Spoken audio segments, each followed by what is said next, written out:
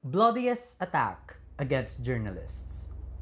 Ganito ituring ang Maguindanao Massacre o kilala ring Ampatuan Massacre na kumitil sa buhay ng mahigit 30 alagad ng media sa bansa.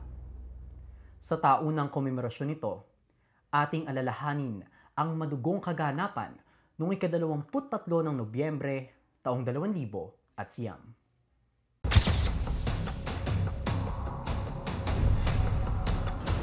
November 23, 2009, 58 tao ang pinatay, kabilang ang 32 mamamahayag.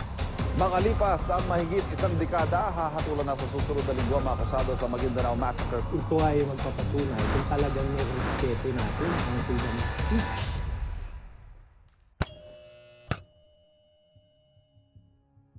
Limamputwalong individual ang minasaker habang pamunta sa opisina ng Commission on Elections o COMELEC para sa filing of candidacy ni nooy Butuan Vice Mayor Esmael Toto Mangudadatu sa kanyang pagtakbo bilang gobernador.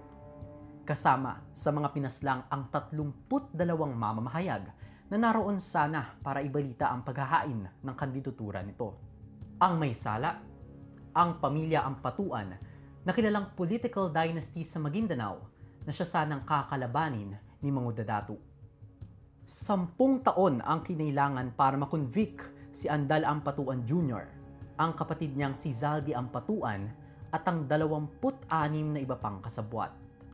Isang dekada ang inabot bago makamtan ang kakarampot na hustisya. Kakarampot sapagkat hindi naman lahat ng kasabwat ay naipakulong. Sa katunayan, ngayong taon ay pinawalang sala si Datu Ahmad Ampatuan, manugang ni Ampatuan Sr. Noong ika-27 ng Enero, iginiit ng unang dibisyon ng Korte Suprema na ang mga ipinahayag ni Datu Ahmad ay hindi magagamit bilang patunay na kasabwat siya sa pagpatay. Bagamat nangyari ito noong Enero, hindi ipinahayag sa publiko ang kanilang desisyon hanggang noong kalagitnaan ng Agosto lamang. 16 na taon ang nakalipas, tila minamasaker pa rin ang buhay at karapatan ng mga mamamahayag dito sa bansa.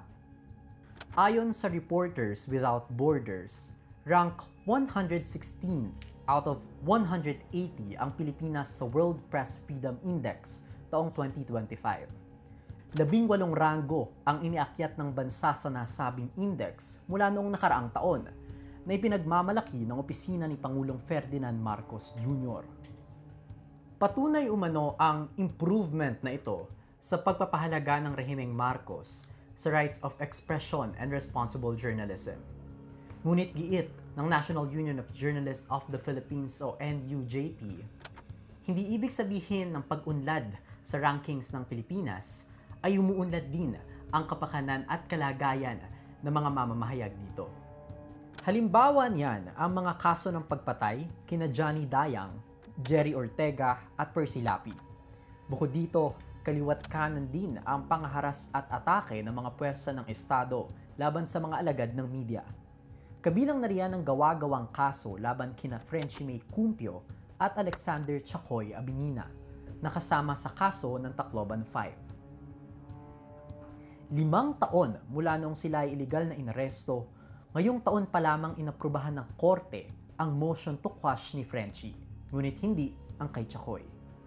Patuloy ang kampanyang counterinsurgency ng administrasyon laban sa mga progresibong individual sa forma ng anti-terror law na naglalagay sa panganib sa mga mamamahayag na nagsusulat laban sa mga katiwalian ng administrasyon.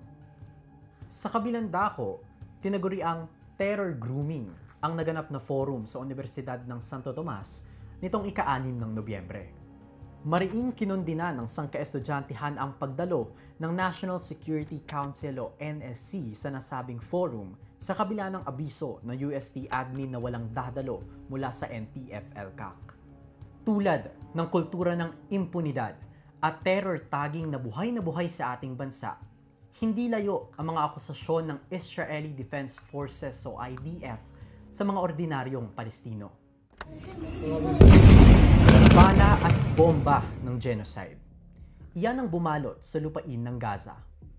Ayon sa ulat ng International Federation of Journalists, umabot na sa 222 ang mga mamamahayag na kinitil ng IDF mula noong 2023. Isa rito si Anas Al-Sharif, isang mamamahayag ng Al Jazeera na pinaslang sa isang airstrike nitong ika-10 ng Agosto. Kasama niyang nasawi ang 4 na kasamahan at pamilya habang nasa isang media tent malapit sa Al-Shifa Hospital. Sa kasalukuyan, mahigpit pa rin na ipinagbabawal ang pagpasok ng kahit anumang dayuhang media outlet sa loob ng Palestine. Kaya naman patuloy na nakasalalay sa kamay ng mga Palestinong mamamahayag ang pagbabalita tungkol sa nagpapatuloy na genocide. Patunay lamang ang mga nabanggit sa panganib na kinakaharap ng mga mamamahayag sa loob at labas ng bansa.